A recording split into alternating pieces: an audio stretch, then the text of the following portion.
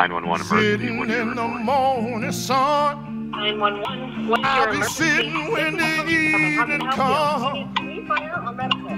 watching the ships roll in. Well, hello, everybody. Welcome back to We Speak Dispatch. My gosh, if we're speaking dispatch, we're speaking it right to you. And why aren't you listening?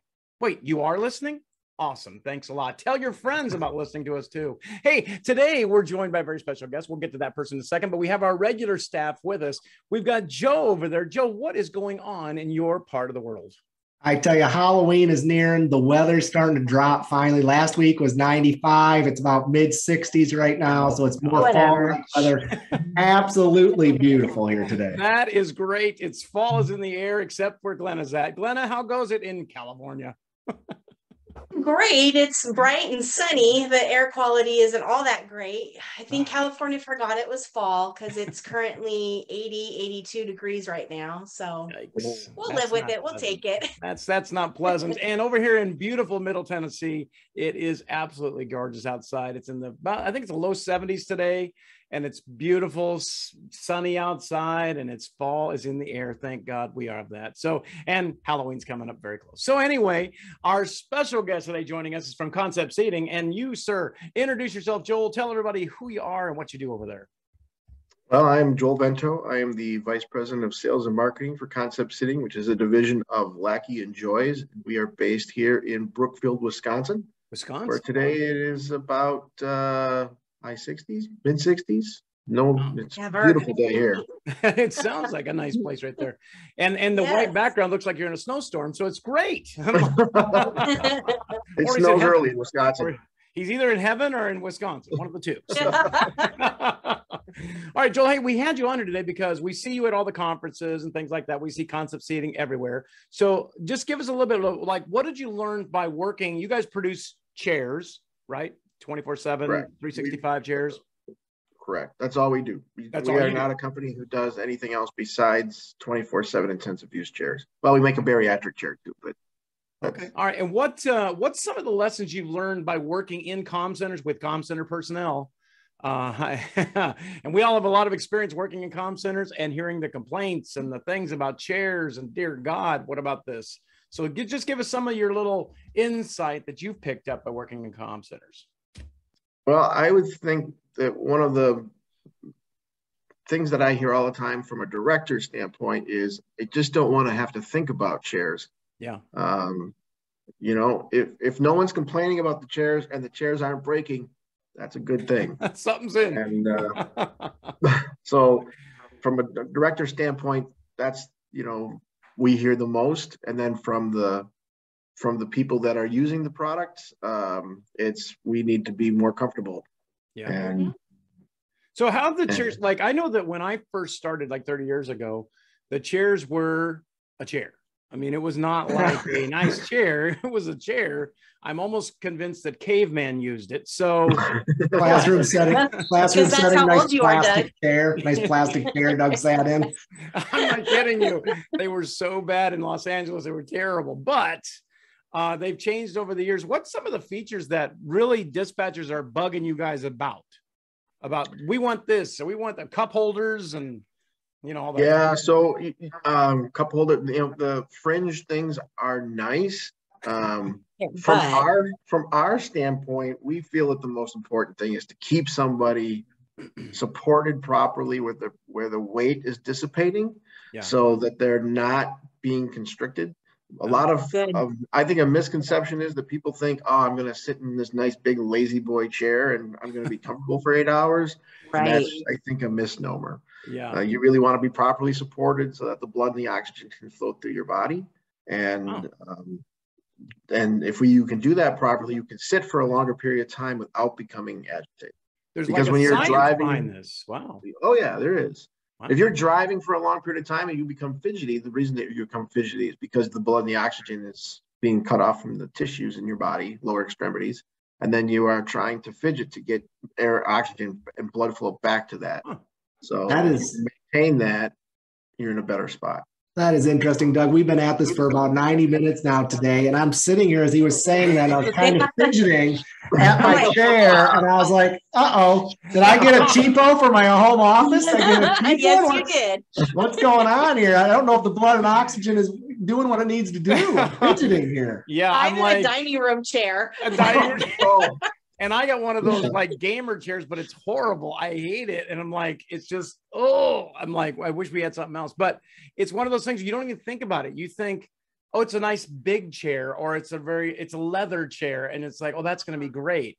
Like you said. And I've been to comm centers where they have those big, huge leather chairs. And I'm like, my God, that's got to be great.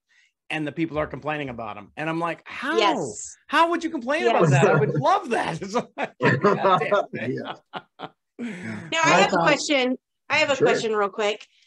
What I'm dealing with right now, actually, we are testing out chairs, and we have to go through our city to test out these chairs now. And I'm trying to explain to them that the chairs that they're bringing in are not 24/7 chairs. We work 12 to 16-hour shifts. These chairs are not conducive to a 12 or 16-hour shift. So kind of explain to me the difference between a standard chair, that they're bringing in versus a 24/7 chair. So that is a huge problem for us as somebody who only makes 24/7 chairs, because a lot of times we are put up against chairs that says, hey, this chair is $1,500 and our chair that we want to purchase, or people want to purchase at $800. What's the difference?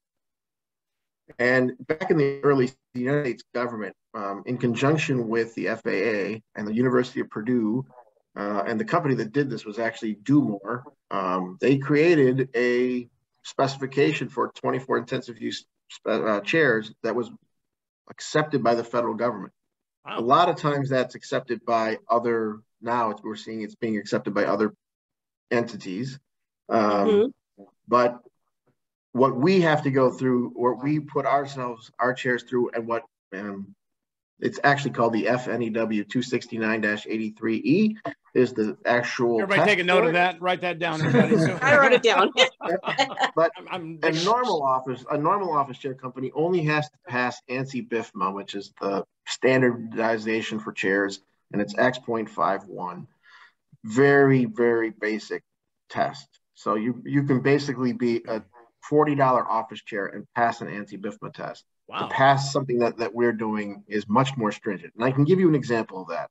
If you have a cyclical back test where you're putting the chair, you kind of mount the chair to the ground, and then you have a band that kind of puts the chair and they cyclical back 25,000 cycles. There's no weight in the bottom of the chair.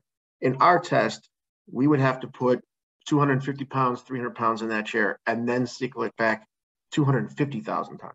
Oh, geez. So almost any test that the ANSI BIFMA does, and that we would do for the performance test, is 10 to 100 times more stringent, because it's weight, it's the amount of times you have to do it.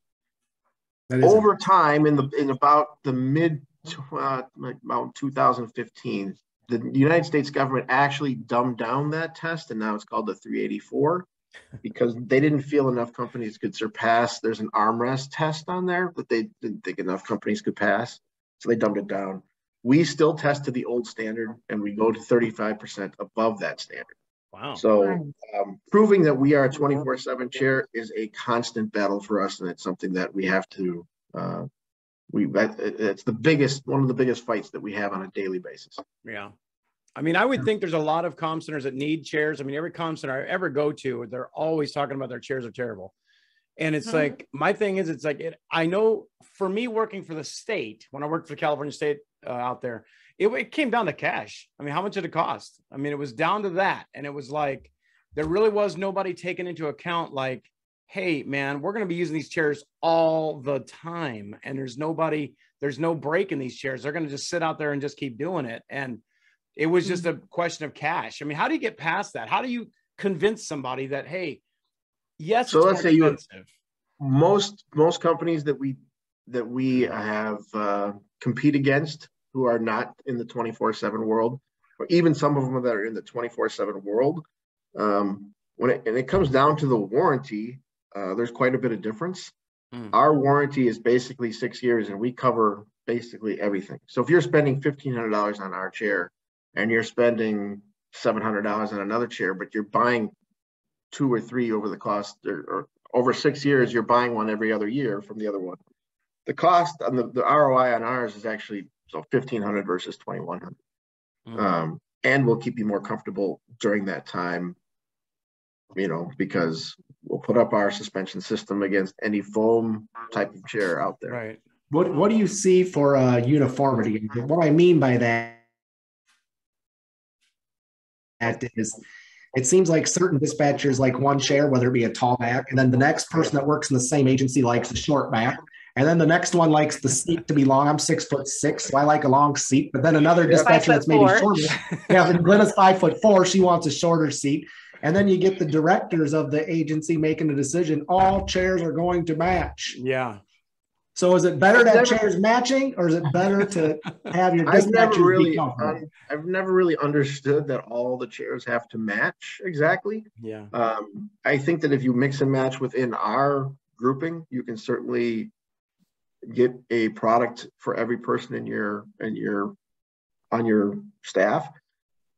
According to the Henry Dreyfus human factor study that was done over 50, 60 years, the 4th percentile female is about 5'1". The 96th percentile male is about 6'6", which would be your height. So we try to make our chairs fit that grouping. That's a very, very difficult task. Oh my gosh, from 5'1" to 6'6". Yeah. Wow. Yes. So if you can have a seat slider, you can have a chair that can go low enough and go high enough. You can have a seat depth adjustment. On our chair, we can put the backrest moves, the headrest will move even further. So we can get to that. There are a couple chairs though, like we have a model 3142 that if you're 5'1", it's probably not the most comfortable chair for you, but we do have things that we can mix and match with. Wow. But I know that that's a problem for a lot of chair companies because they can't meet the 4th percentile to the 96th percentile male. Yeah. That's tough. I mean, there is just so many sizes you got to deal with in this business. And if it's sitting there that the next person has to come and sit in that chair, I've had dispatchers that can't even touch the floor. I mean, they've got the chairs. Yeah, I can't touch the floor on most of my chairs. Their feet are just dangling, and it's like, that can't be good. That's not good. So we introduced a half ring base that can get that raises if you can't get low enough, that if you get so low that you can't be up enough for the desk. Yeah. We've got a little half ring base for shorter people that they can rest their feet on. So that certainly helps them.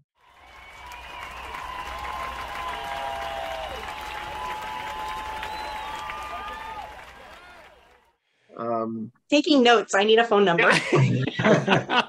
Yeah, and when you have somebody, you have only talked about height, but weight is also a problem. Yes. You got somebody who's 100 pounds. I'm not telling you my weight. But the next person that's sitting in that chair is 400 pounds. That's also a challenge. Yeah.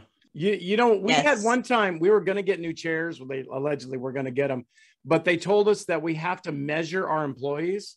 So they said they want you to take a tape measure and put it on the chair and have them sit down and measure the spread of them. And I'm like, I ain't doing none of that. I'm like, hell no. I mean, it's captain's office. Yeah, it would turn into a disaster.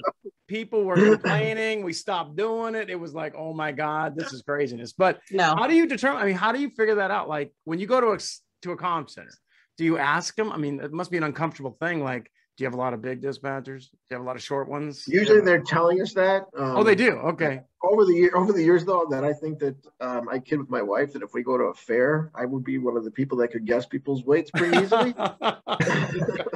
But I'm sinking down. You're not going to miss mine. Glenna's getting shorter by the minute over here. I know. Your chair is going out. That is a sensitive subject. Oh yeah. All of our chairs, except our bariatric chair, are up to 550 pounds, and you're not going to go up to somebody and say, "Were they over the weight limit?" Yeah. Oh my God. That's kind of take their word for it. That's got to be our other chair goes up to 800 pounds, so that's also a tough. Hey, let me ask you this: 2 questions. One is, and you can answer these which order you want. One is where are chairs going in the future, because in the future we got to plan for this kind of stuff. And the other thing is, do you have like, well, to answer that question, what the future of the chairs? Where do you think they're going to? Are they going to have more features or more cup holders or what? Yeah. So, I mean, are you talking about the general market or the market for 24/7? Dispatch. I do think that you're going to see, in the future, you're going to see some type of biometrics where it's either heated or they're measuring biometrics so that they can be more in tune with the council. You might, and cup holders and that type of feature would also be something that I've heard rumors about the biometric stuff, and we've been approached by council companies to do certain things. So I just think about the heated seats. Oh my God, that would be That great. would be phenomenal. One more question for you, Doug. Is the most popular chair fabric based or leather based? Oh, that's good. We offer a fabric, an alternative leather, and a leather, and we sell more of the alternative leather than we do of the other two. Really? Okay. That's interesting. I was just wondering and seeing what you had for experience on that question. So that's great information. It's that's why we're doing this today, because I see you at all the conferences. I see all you guys, talking about seating and things like that. And I always see tons of people advertising seating, but it's like, I said, let's go get somebody who can talk about this stuff impacts dispatch. And it really does. And it's sometimes a difficult conversation, like you said, like measuring people and determining we need big chairs or little chairs or whatever the hell it is. But we definitely appreciate you coming by. So I'll give you the final word there, Joel. What's your final word today? And we'll end this broadcast right then. What does you think it is? He's like, I don't know. One word. I don't know what my final word is. He's in heaven, so you can see the background. I would say before you buy chairs, just do the research. And if the chairs are not 24/7, that's it's really a problem. It's a problem for the people who have to sit there all the time. Oh yeah. If you put the numbers together, if you have an 8-hour chair, how much is used in a normal office versus that person who's using that chair, making that decision, is going home after 8-hour shift. Yeah. And that other chair is being used a lot more, even on the weekends. And there's no holidays for our chairs or anybody's 24/7 chair, not just ours. We need to leave on that broadcast. There's no holiday for our chairs. Wow. There's no holiday for our chairs. I like throwing that. out these euphemisms right here. The true heroes are chairs. I'm telling you, right. They're putting up with people.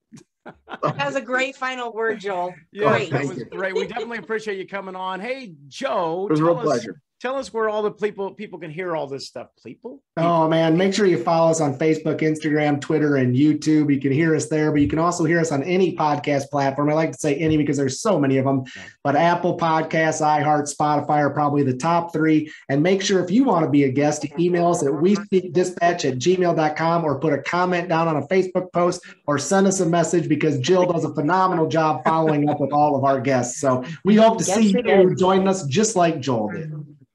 That's it. Hey, thanks, Joel, for Joel coming on. We appreciate that. Thanks very much. Everybody have a great rest of the day. See you later. Hey, this is Jill, and you've been listening to another great episode of We Speak Dispatch, proudly sponsored by our friends at Zybex.